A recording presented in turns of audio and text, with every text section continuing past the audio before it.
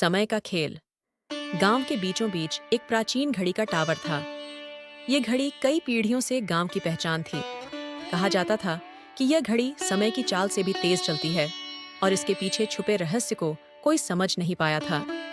रामू, गांव का एक जिज्ञासु लड़का, हमेशा इस घड़ी को लेकर उत्सुक रहता था। उसे यकीन था कि इस घड़ी में कुछ खास है।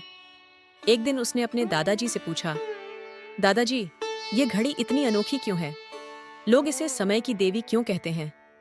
दादाजी ने मुस्कुराते हुए कहा, रामू, ये घड़ी सिर्फ समय नहीं बताती, ये समय को बदलने की ताकत रखती है, लेकिन इसे छेड़ना बहुत खतरनाक हो सकता है।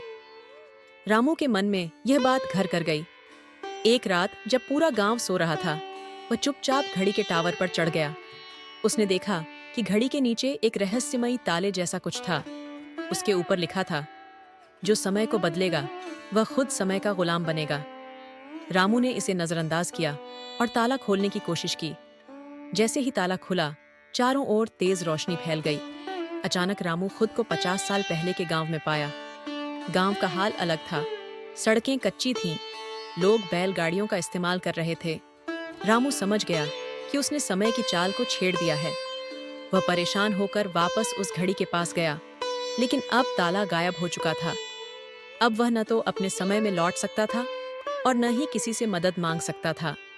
समय बीतता गया और रामू को एहसास हुआ कि उसने जो किया वह एक बड़ी भूल थी। धीरे धीरे वह इस नए समय में जीने लगा।